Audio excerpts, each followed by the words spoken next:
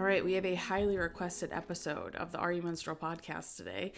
It is one that a lot of you asked for after I did my first pregnancy journey episode. So when I did a wrap up with the first and second trimester, and I talked about different testing that I did, and iodine testing and supplementation was a big part of that journey for me as far as like conception goes, but also throughout pregnancy. And I'm sure it will be postpartum as well. I will keep you all updated when I do postpartum testing. But anyway, it was like the first exposure for a lot of people to utilizing iodine. It's a very controversial mineral. Some people tell you it will be terrible for you, and then other people love it in like super high doses. I'm like somewhere in the middle, which is how I am with most things. I think if we can avoid extremes, then we can attain really good health. But a lot of you were like, what the heck? How do you take iodine? Why are you taking it? How do you know if you're deficient in it? Then I got a ton of questions about iodized salt. So we are going to talk about all those things, why I love iodine, why it's so important, and signs of iodine deficiency. We'll talk about iodine testing at the end, and how you guys can start digging into all that information. I do want to say that while I love iodine and I use it, it's not the first thing that you start with, right? Especially when you're just starting your healing journey. If you are just finding me, maybe I would even say in the last 6 months, if you've been just implementing like eating really nutrient dense foods on a regular basis, regularly throughout the day, really nourishing your body and reducing stress in that way, and including adrenal cocktails, all those things, and really setting the foundation with like minerals like sodium, potassium, copper, magnesium, all those fun things that I talk about all the time. Even then, like, you have to do that first before you even think about iodine. Otherwise, it's really not helpful. It can actually just cause more burnout and not make you feel great. So iodine's definitely like a more advanced step in the hormone healing journey. So please keep that in mind. I get really hyped on it. I like to nerd out and talk about the research behind it and just like what it does in our bodies, because it's a really neat mineral. And it can be tempting to be like, oh my gosh, I'm going to go out and buy iodine right now because my body obviously needs it. Please don't do that. That's not what I'm advocating for here. And I'll talk more about how you can learn more about it, testing, all that stuff, your levels, throughout the podcast episode. So that's what we're going to dig into. And that's just my little disclaimer. Like, please do not run out and start taking a bunch of iodine. But let's start with like, what is iodine and what does it do in our bodies? So number one, it's a mineral, right? It's specifically part of the halogen family. So if we think of like, what are the different halogens? I talked about this with my podcast episode with Kaylee, which I'm going to link in the notes. It's supporting optimal thyroid health with Kaylee RD. So yeah, I'll link that in the show notes. And we kind of went through like halogens and how they can inhibit thyroid function and iodine use in the body.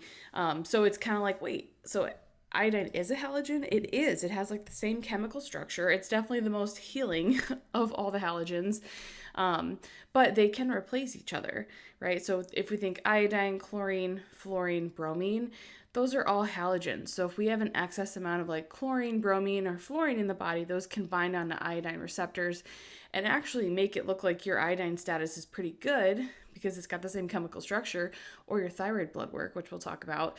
But in reality, you aren't utilizing that iodine well because it's competing with the other halogens.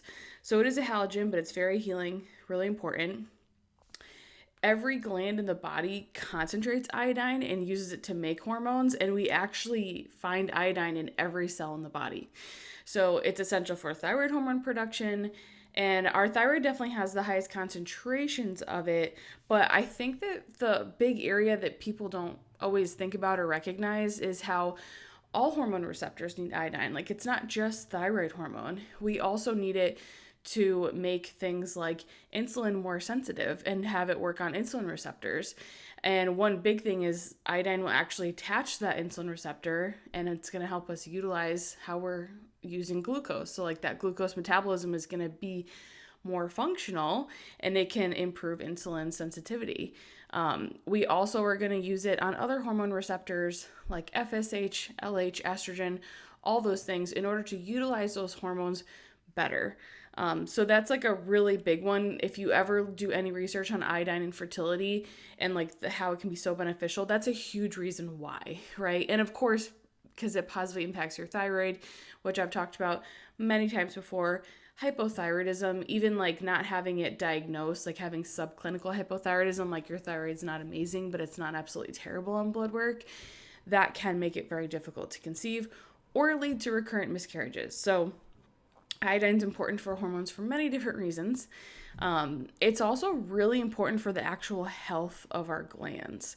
So specifically things like our thyroid, our ovaries, uterus, breast, and prostate.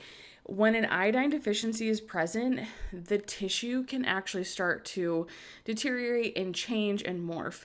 So we can start to see things like fluid-filled tissue and cysts forming that can eventually lead to a nodule, and then eventually sometimes that can lead to cancer. And Dr. David Brownstein, he's a very famous iodine expert, and I'm going to put his book, Iodine, Why You Need It, Why You Can't Live Without It. I always mess up the title of that. In the notes there, so if you guys want to nerd out more on iodine, you can definitely, I cannot recommend his book enough. But he talks about using iodine in his clients that have glandular issues like cysts or like issues with their breasts, ovaries, or prostate, or thyroid, having nodules on the thyroid. And he says that in general, it takes about 3 to 6 months of iodine supplementation to improve or reverse cysts, nodules, or disrupted glandular tissue. It can take years if someone's like a super severe case. And I would say like probably if they're very deficient in other minerals, like the cofactors that I talked about. But that's pretty amazing. So not only is it important for like making hormones and utilizing those hormones properly, and not just sex hormones, but blood sugar, thyroid, all that stuff, it's also really important for the actual health of our glands and that tissue. And then the other kind of big part of iodine in the body and how we're going to use it and how it's going to support us is how it supports our immune system. And this is one where it's going to do it in a couple different ways. So in one way, it's going to help support our thyroid. If we don't have a healthy thyroid, we're not going to have a healthily functioning immune system. So that's like one piece of it. Iodine's also really important for, it's got like really big healing properties, which I'm going to get into in a little bit. So it's like antibacterial, antiviral, antifungal. So it's going to support your thyroid, which is going to support your immune system. And then it's also going to act as a therapeutic agent in your gut, right? And if we think about our gut, it's making up a huge part of that immune system. So it's giving us like twofold ways. I think while it's supportive of the immune system, sometimes people, when they first start utilizing iodine, they can almost get like a big immune response, or not even right. They might not get it right in the beginning. It might take them a little bit. Everyone's a little bit different, but they can get like a big immune response because they might be getting rid of some stuff that they didn't know that they had in their gut because they're taking iodine. And that you can also be supporting your thyroid, which can rev up your immune system function. So when we pair the two together, that's why it's so important to go slow with things like iodine, because it can actually do a lot of work for our immune system and our gut health in general.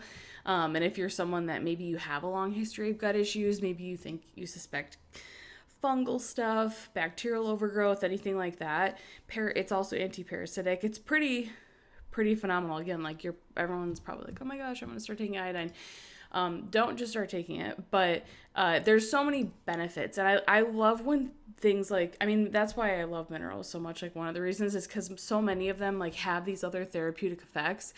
And so it's like, maybe we don't need to do a super intense like herbal gut protocol. Maybe we just need to start supporting our minerals and our metabolism and our thyroid, and those things will kind of take care of themselves. So that's kind of like the immune system piece. And then finally, as far as like, how are we using iodine? Like what forms are we using? Because I said like, iodine, but obviously if we think of the other halogens like chlorine, we also see it as chloride.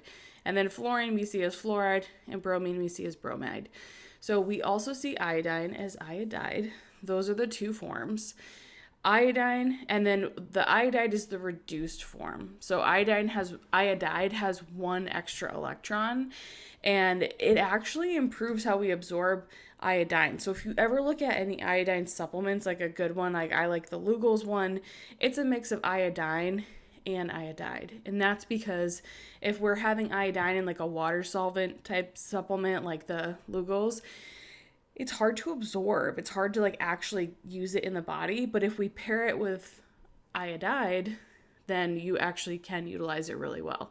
So that's why you're usually going to see them together. We also, like, different tissues in the body can use different forms. Like if we think about the thyroid gland in our skin, that's primarily using iodide, but like our breast and our prostate are mostly using iodine. So it's really nice to have the mix of the two. But that is like the kind of the gist of like, what the heck is iodine?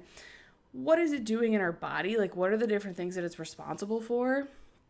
And then like the different forms that you're going to see typically, whether that be in like food or supplements. So if we think about really the biggest part of that whole picture, I mentioned thyroid support. Iodine is going to support your thyroid. That's going to support your immune system, and how we need iodine in order to make thyroid hormones. That is really where iodine, I think, is the most useful and most important. And I feel like I talk about thyroid health all the time. I have 2 podcast episodes on it that I'm going to share. The one with Kaylee, and I did an autoimmune one with my friend Nicole. Those are both going to be in the show notes. But it's such an important thing for hormone health and for our metabolism. If we think about iodine, we actually have to have iodine in order to make thyroid hormone. And this is really where I got very heavily like into the research around iodine, because I felt like no matter what I did, I could not make enough thyroid hormone. And I did not react well to taking thyroid hormone. Now I realize that my body was probably just too stressed, because when you take thyroid hormone, or iodine for that matter, it can increase your metabolism, and which is great. But if you don't have the resources to back that up, you're not going to feel good, or at least like not for the long haul. So iodine is really important for making adequate thyroid hormone. I just never thought you should take it, because whenever I did research on it, and when I was in school, like, think about the RDA for iodine is so low. It's like 150 micrograms. So, and we'll talk about RDAs. I just thought if you take too much, I was taught that it can cause autoimmune disease, that it can create more chaos in the body. Basically, it'll burn out your thyroid. And I'm like, well, I'm already struggling in that department, so I don't want to make this worse. But if we think about it, your 2 main thyroid hormones, T4 and T3, they're actually made of iodine molecules. T4 has 4, and then T3 has 3. So how do we get iodine from this thing that we're like absorbing in our gut, whether we're getting it from food or supplement, to making thyroid hormone? I feel like that's like a helpful one to understand. Because otherwise it's kind of just like, okay, like it's good for thyroid, but like you might not really put the concept together. So we're going to ingest it, right? Some way, supplement food in our GI tract. And then that's going to get transported to our thyroid cells via these things called iodine transport molecules. They're also called NIS. So basically what happens, our brain senses that we need thyroid hormone, right? It's like, okay, either there's not enough circulating, or it needs to make that consistent amount. It tells our hypothalamus to give our pituitary a little nudge, like, hey, please tell the thyroid that we need to make more thyroid hormone. So that's when our pituitary comes into play, and it makes more TSH, that thyroid stimulating hormone. This is that super common lab. If you go to your doctor, you ask, can you test my thyroid? That's what they're going to measure. So that TSH tells our thyroid that we need more thyroid hormone, and then our thyroid makes T4, right? That's that inactive form. It's got the 4 iodine molecules. Think of this as like a car in neutral, not moving. And then eventually we'll convert that to T3, which is 3 iodine molecules, and that's like the active form. That's like the cars in drive. This is what we're going to use on our cells, right? This is what's going to do the job of the thyroid and support our metabolic pace in the body. TSH is really what helps us make those little iodine transport molecules, those NIS molecules, and move it around the body. If we don't have enough iodine, we're going to have low NIS molecules, those little transporters. the more iodine we have available, so if we're supplementing with it, if we're getting a lot in our diet, which is, we'll talk about, it's kind of difficult to do, depending on your definition of a lot, then the more of those transport molecules we're going to make. And that's what helps us use iodine. So I think the most confusing thing about iodine for people, outside of it being very controversial, is that it will raise your TSH levels. And people are like, oh my gosh, my TSH went up to 6 after taking some iodine. What's going on? This is actually a good thing. Kaylee talks about it in her episode on the thyroid, and she talks about how it makes more boats. The TSH goes up, which means you have more boats to transport that iodine. It's actually essential. If we don't have enough, then we can't utilize the iodine, and it wouldn't be a good thing. So as your TH levels go up, it means you have more of those little iodine transporters, and it's a good thing. So iodine supplementation can be confusing when you look at thyroid labs, but we'll talk about that at the very end. It's actually not a bad thing for the TSH to go up. So that is kind of like iodine in our thyroid, how we use it to make thyroid hormone, how we like move it around to make thyroid hormone, and how we're absorbing it in the body. So then if we think about, okay, Amanda, there's so many cool things that iodine does. It is important for our sex hormones. It's important for thyroid. It's important for blood sugar and insulin management. It's important for having healthy tissues and different glands in the body. It's important for our immune system. It's antimicrobial, antifungal, antiviral. I also was reading research on anti-mold, which is wild. But why do I not have enough of it? Why is iodine deficiency such an issue? And this is the thing that I feel like Dr. David Brownstein does a really good job talking about. And there's another book called Healing with Iodine by Dr. Mark. I think it's like Sircus or Sircus. I'll put it in the show notes. But he's another one that does a great job in talking about like the deficiency, because it's one of those things where we're like, but we have iodized salt, and like we don't have iodine deficiencies in our country. We do. It's actually estimated that 60% of women of reproductive age are deficient in iodine. And to me, I feel like that makes so much sense, because I feel like so many women are struggling with thyroid health and hypothyroidism, and that's having a huge impact on their fertility. And the other big thing is just iodine levels across the board in the US alone have dropped over 50% in the last 40 years, according to an NHANES study. And when you think about, okay, well, what are the experts seeing in their practice? Because really, like Dr. David Brownstein, he's mostly doing thyroid. He has another book on thyroid health. And really that's his primary focus with his patients. And he says that over 95% of his patients come back with, once they test their iodine, and they're deficient in iodine. So I think it's a lot more common than people realize. You might not have goiter, so that's like when you get this enlargement of your thyroid gland. That's like why we started adding iodine to salt, right? Because we wanted to avoid things like goiter. But that's like a very obvious form of iodine deficiency. There's so many other ways that we can, like signs and symptoms we can have that are going to show us that, hey, actually, like you are really deficient in iodine. So that's something to keep in mind. So some of the other signs of iodine deficiency are things like brittle nails, cold hands and feet, constipation, coarse hair, and changes in your hair texture, hair loss, depression, dry and scaly skin or like puffy skin, edema, so like fluid retention, headaches, impaired mental function, irregular cycles, and like I would say like they say cycles, it's irregular ovulation, right? So like not ovulating regularly, muscle cramps, poor memory, weakness, and weight gain. And honestly, like any symptom that lines up with hypothyroidism is typically going to line up with iodine deficiency, because remember, we need iodine to make thyroid hormone. So those are some of the signs of iodine deficiency.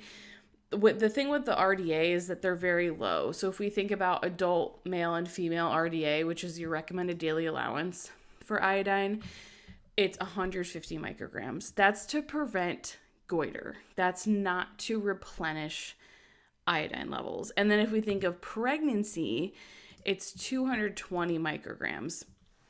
This one really irritates me because so many women are entering pregnancy deficient and then they're afraid of iodine. A lot of people will look for prenatals that don't have iodine in it. And I'm like, please, please, if you're going to take a prenatal, which I talk about on my episode with Lauren from Innate Functional Nutrition, we did 2 episodes, one preconception, one pregnancy. We talked about prenatals in those. I talked about what I did instead of taking a prenatal in one of my podcast episodes that I'll link to this one. And so, I mean, they're just, no prenatal is going to meet 100% of your needs. But it's, at least if you're going to take one that has some iodine in it, because we do need more iodine in pregnancy. Like the RDA shows that we do, but it's 70 micrograms higher is not enough. So if we're thinking about, and this is something Dr. David Brownstein talks, he's very passionate with iodine in pregnancy because it can be controversial, although there's really cool studies about utilizing high dose supplementation, which it depends on like what you consider high dose, like what you're comparing it to. But higher doses of iodine, utilizing that throughout pregnancy and how that affects the baby's brain development, the mom's thyroid function, the baby's thyroid function, and then the baby's IQ. That's like the main thing that they're looking at. But if you think about it, your thyroid is working so much harder during pregnancy. You know you're going to be making more thyroid hormone, so of course you're going to need more iodine. So if you're entering pregnancy deficient, 1, it can make it difficult to get pregnant, but then 2, the 220 microgram RDA is not going to meet your needs. It's just not. And the thing with the RDA that's important to remember is that it's meant to prevent disease. It's not meant to like support your health. And that's kind of like how all RDAs are. And I think that sometimes I get it. You don't want to overdo certain nutrients because in excess, they're not great either. But when we're not getting enough and we're afraid to have more because of the RDA, I just think that if you can, just test your levels, because then you're not guessing and freaking yourself out and being scared of taking too much. You know that you need more. But then 2, just remembering that these are not put in place for health, unfortunately, even though they definitely should be. So that's kind of like the RDA, I think, is a big reason why a lot of us are deficient. And we went through like the signs of deficiency. The other big reasons, I think, is we just don't have it in our diets. Like if we think, where are we getting iodine from in the highest amounts? Things like seafood, shellfish, any kind of fish, and then sea vegetables. And like a lot of us don't eat those foods. Plus, if the soil that we're using for other foods that we're having, that's a big one. And so our soil, the way that we, take care of our soil and process it in this country, and the lack of replenishment, that leads to lower minerals in general, but it's definitely going to lead to lower iodine. So lack of getting it in our diet is big, just because the foods that you're choosing to eat. If you look at Japan, they get some, like the average, I forget, I think it was like 15 milligrams a day from food, but when they redid that, like 10 years later, it ended up being closer to like 25 milligrams of iodine a day from food. And some are even higher depending on the exact location. And they have no thyroid issues there. So something to keep in mind. Sometimes we hear things like 1 milligram of iodine and we think that's so much. But in reality, it's actually not that much. So not getting in our diet. Vegan, vegetarian diets are also very popular now. So it's like some vegetarian diets might include seafood, but a lot of them don't. Vegan diets obviously don't. And then if you're also not getting any meat or dairy, those also contain smaller amounts of iodine. So then that's even less that you're getting. And then finally, I would say just having that halogen exposure, right? I talked about how iodine competes with the other halogens. So if we have a lot of chlorine exposure in our water, whether it's our drinking or bathing water, same thing with fluoride, that's pretty high in a lot of people's water all over the US, then that's going to compete with iodine. So that's like a huge exposure to halogens. Also, like if you're swimming in a pool or going in a hot tub every single day, like those are things, of course. Medications, a lot of medications contain fluoride for some reason, like a lot of them do. Doesn't mean you would stop taking them, obviously, but it's just another exposure and something to consider. If you're using fluoridated toothpaste, that's another one. And then one interesting one is bromide or bromine. So that actually is mostly coming from food and like baked goods. So more processed things, you may not personally be getting a ton of it, but I think it's still interesting to know about, where we used to use iodine in baked goods to preserve them, but then in the 1970s we switched to bromine, and that actually significantly reduced the amount of iodine that Americans were getting, because back then one slice of bread was 100% of the RDA, so it was 150 micrograms of iodine. So they took that away, and that's definitely going to further decrease levels. So you're hearing this and you're probably thinking, Amanda, I use sea salt. I don't even use iodized salt. And the whole reason why they wanted to make iodized salt was because they wanted to prevent things like goiter. But in reality, I don't even think there's enough iodine in iodized salt to actually prevent that. And so you might be thinking, like, does this mean I should utilize that? Because maybe you're putting sea salt in your adrenal cocktails. I still don't think iodized salt is a great option, mostly because the iodine is not very bioavailable. So in Dr. David Brownstein's book, That One Iodine, Why You Need It, Why You Can't Live Without It, he talks about how in 1969, researchers looked at the bioavailability of iodine in salt versus bread. Because remember, they were still using it in bread then. So they had two groups. One group ingested a measured amount of iodine in salt. The other group ingested a measured amount of iodine in bread. When both subjected groups were estimated to ingest like about 750 micrograms of iodine, whether it's coming from the salt or the bread, right? Same amount. They then measured their serum levels of iodine. So with the 750 micrograms of iodine, they expected the serum levels to be 17.2 micrograms per liter. What they found was that the iodized salt group only had serum levels of 1.7 micrograms per liter, versus the bread group, they actually had even higher levels of 18.7 micrograms per liter. And basically what this tells us is that the iodine in iodized salt is only 10% bioavailability.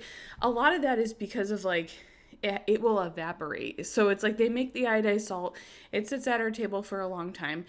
The iodine goes away over time. So we have this lower 10% bioavailability, whereas in the bread, it stayed much higher and we utilized it better. And so I would say iodized salt's probably not going to help you a ton. And then you have to weigh the pros and cons of like the other aspects of the salt. So iodized salt is typically very processed. It doesn't have other minerals. So it might have 10% bioavailability of some iodine, but it's not going to have the wide array of minerals that you're going to get from like a sea salt. And so if it's not really going to increase your iodine levels and it's going to prevent you from getting other minerals that you could get in a high quality sea salt, then I don't think it's necessarily going to be beneficial. But those are the big reasons why we're so deficient now. We're not getting it in our diets. A lot of us aren't doing the iodized salt anyway. And we're at this big exposure to halogens that's depleting our levels.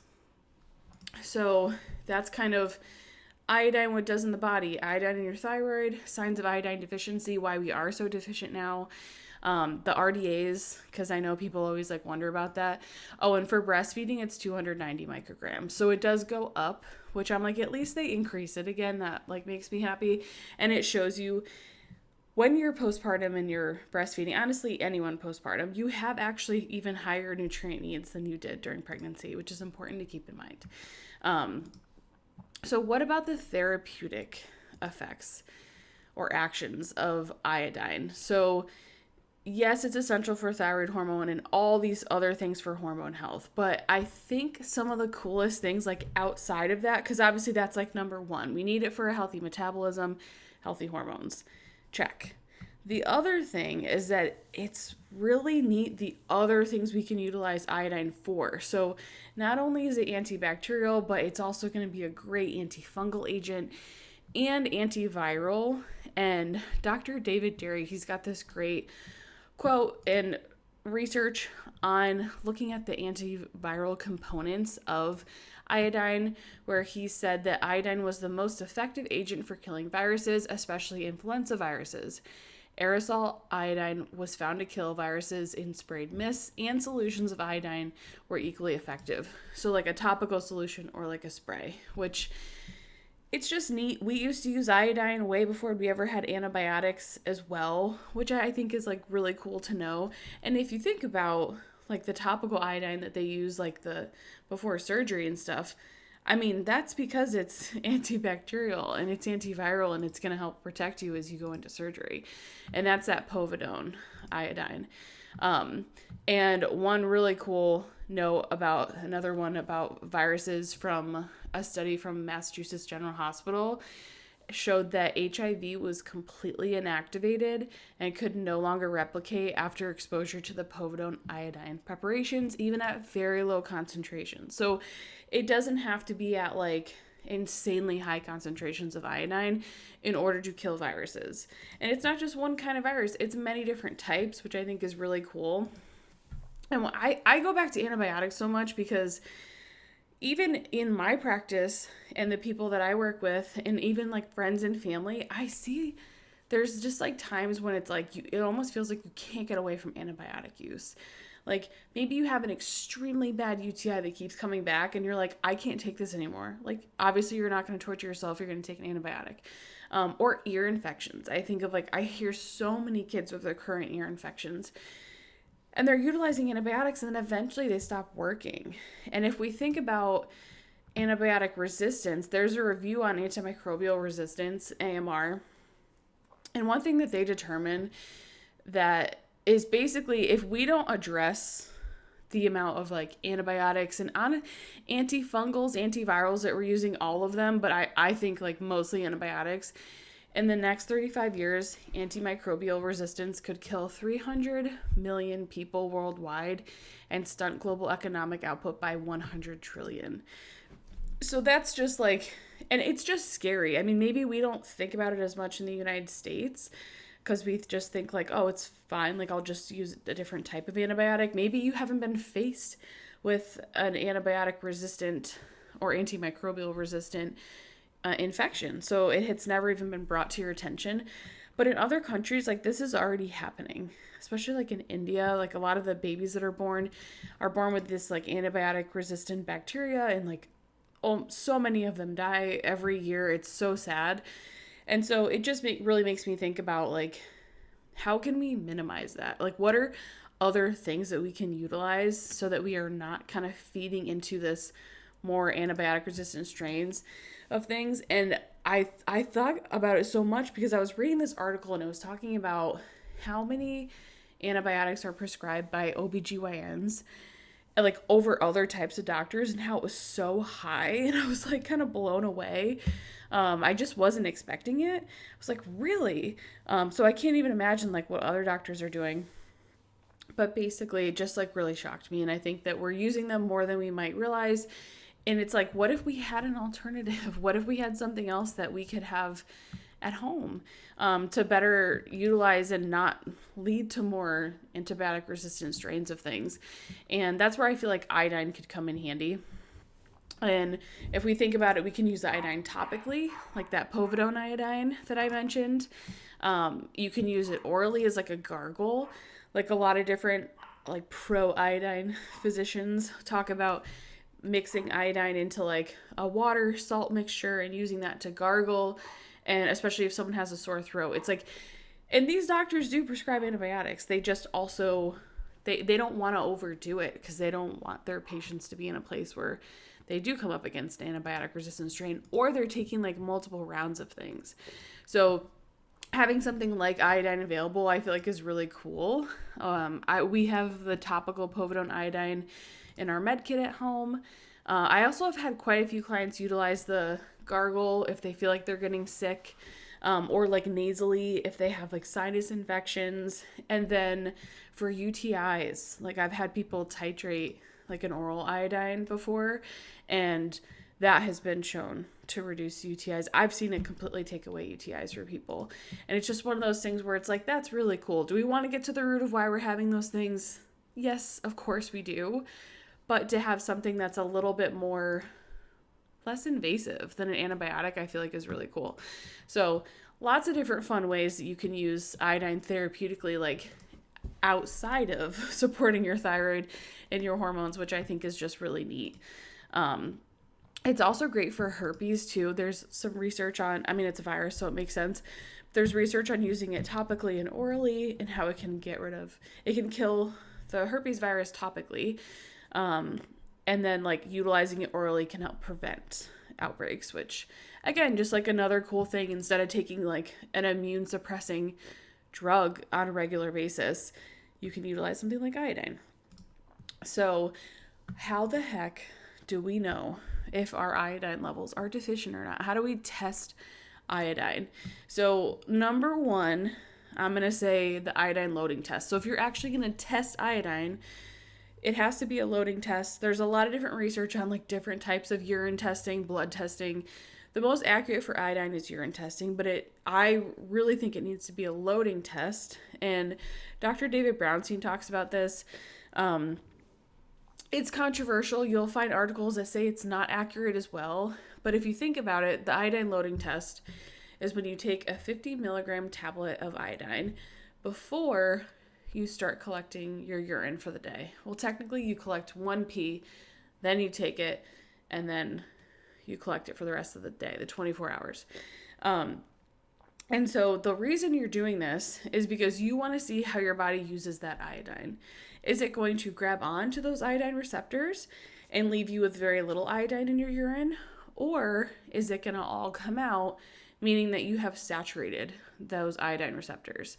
So I think that's the most accurate way. You're going to see people that go both ways, but typically urine's the most accurate. Some people will do spot tests for urine. I don't think that's the best way to go because, again, you want to see how your body's using the iodine. And I know it can sound scary to take a 15 milligram tablet of iodine. It is once, one day. I think it's safe. And it's so funny because I was talking to one of my practitioner friends, and she had just done her iodine test, and she was like, oh my gosh, I feel like my brain like lit up and worked correctly that when I took that 50 milligram tablet. And iodine is very important for brain function. So I was like, you're probably going to be deficient. So it's not scary. It's not going to do anything bad to you, but it's important to have the tablet and do the loading so that you can see how you're using it. One thing to keep in mind is that those halogens, right? Those darn halogens, they can make your iodine urine test look better than it is. You can do salt loading before you do an iodine urine test. So you can basically, you take a small amount of salt and water, drink it, follow it with another cup of water, wait 30 minutes and do it again. So the amount of salt, it's usually half a teaspoon. I'm not recommending you do this, okay, guys? I'm just sharing because I know you're going to ask me and send me DMs. It's usually half a teaspoon in like half a cup of water. I would say like if you're sensitive to salt, if you think it's going to mess with your digestion, you could do less. But the whole point is that salt can clean off some of those iodine receptors and those halogens. It's not going to be as strong as taking iodine would, but it is one way to prepare for the test and try to limit your halogen exposure. Like you could use a water filter and a shower filter to limit the chlorine and the fluoride from your water. I would say shower filter is going to be like a big one for chlorine. That's like probably, because think about like you can get so much of that exposure. And then if you do that for like a few weeks before the test, that could maybe make your results a little bit more accurate.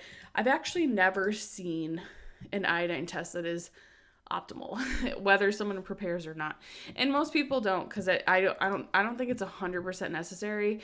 Dr. David Brownstein says that you do want to prepare, so it's up to you.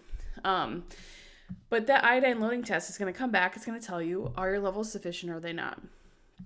Other ways that you can look at, like, okay, is my iodine adequate? You can look on your hair test. So I'm sure I have some Master Your Minerals course students listening to this episode.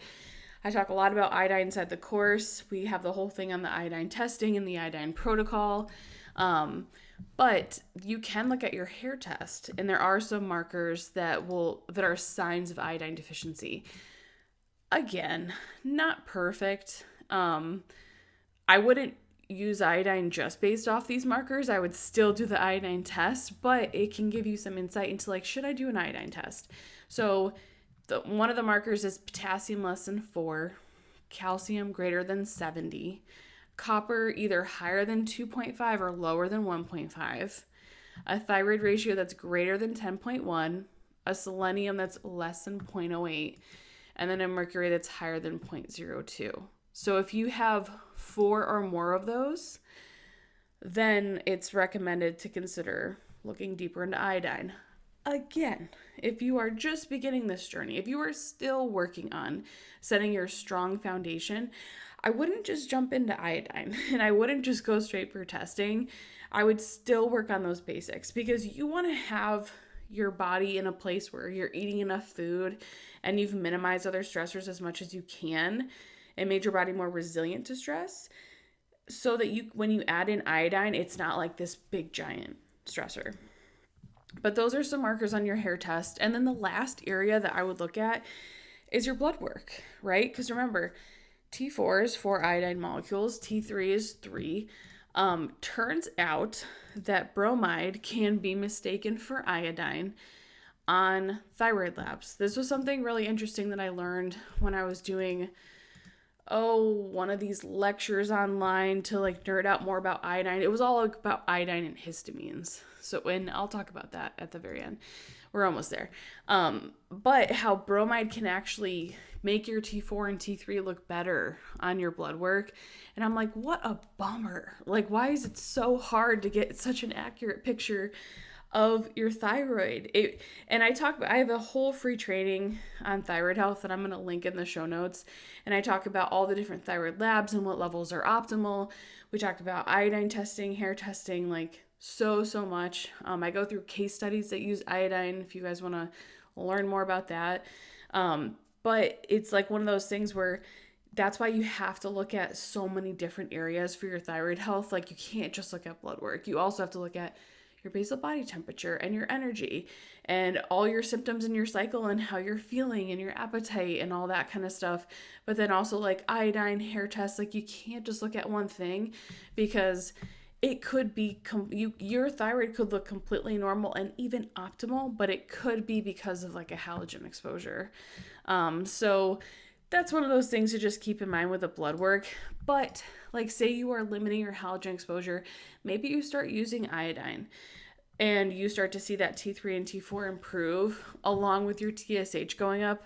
Don't freak out about the TSH. Remember, it has to go up if you're using iodine because it creates more of those iodine little transport molecules to move it and make thyroid hormone. So it's just something to keep in mind. But those are the 3 main ways that I would look at to like iodine status, right? Is to look at your hair test, if you're not familiar with the hair mineral test, I have a whole course called Master Your Minerals that teaches you how to interpret them and how to make changes and allows you to order them depending on what country you live in. And then your iodine loading test and your thyroid lab. So I feel like those 3 can give you a great picture. And then in my Master Your Minerals course, I talk about, okay, so you have your iodine test. What should that protocol look like now? Obviously the cofactors, anyone that's inside the course is already going to be doing things for a while before they do any iodine testing, hopefully. So they'll be in a good foundational place. But then also to consider, like, what are your thyroid labs like? What was your calcium like? You know, all these things that we want to keep in mind when we're kind of titrating that. But that's really testing and how you'd look at your levels. So definitely check out the free thyroid training. If you're like, I'm already sold, I want to learn all about it, join the Master Your Minerals course. I'll put the link in the show notes. And then lastly, I mentioned histamine. I recently added 2 lessons on histamines to my Master Your Minerals course. And one of the really cool things for managing histamines is like having adequate iodine levels, because iodine prevents histidine from turning into histamine. So it's this whole other piece of like, I mean, I feel like that's like one aspect, that's like iodine specifically. But then if you also think about, if you have adequate iodine, then you're probably making enough thyroid hormone, and that means that you're going to have a healthy metabolism, and then that's going to support good digestion. Good digestion is key for histamine issues, because if your digestion starts to break down, then that's when you can start to get overgrowth, food sensitivities and reactions, and your immune system is all on high alert, and then eventually it gets tired, and that contributes to more histamine issues. So lots of stuff with iodine, thyroid, and histamines, but that one cool little tidbit I think is fun to share, that it can actually prevent that histidine from turning to histamines. But if you're having like the higher histamine load where you're coming up with lots of high histamine symptoms, which could literally be anything because we have histamine receptors all over the body. It's not just gut issues. It could be allergy type symptoms, could be cramps, could be skin issues, could be constipation, could be reflux, could be so many different things. But that iodine is one of those little pieces of that puzzle, so I think that's really neat. But that's the iodine podcast. So I hope that you guys enjoy learning about iodine, about how it affects our hormones and our thyroid, and how it can be used for many other things, which is really neat, and testing and all of that. So if you guys want to learn more, I'm going to put that book in the show notes, or those couple books. My free thyroid training, the Master Your Minerals course, the previous episodes. And yeah, this is my last episode before I have my daughter. I'm due May 3rd, so this is going to come out after that. So hopefully she is here by now. But I'm going to take a little bit of a break for the summer after this. But I do plan to come back in August. So please let me know. I'll post some stuff on Instagram to get topics from you guys. But I would love to know, like, what content do you want for season 3? I think I'm going to do a lot of like postpartum stuff, but do you want like another episode on iodine? What topics do you want to learn about? Do you want to see certain guests? Send me a DM on Instagram, or comment on one of the posts, or comment on this YouTube video if you're watching on YouTube. Put it in your review. And I just want to thank you for all the support. I've really enjoyed doing the podcast these first 2 seasons. We have over 300,000 downloads now, which just like blows my mind. So it's something I'm definitely going to keep prioritizing in the future. But I just want to say thanks for your support, and please reach out to me and let me know what you want to learn about in the future.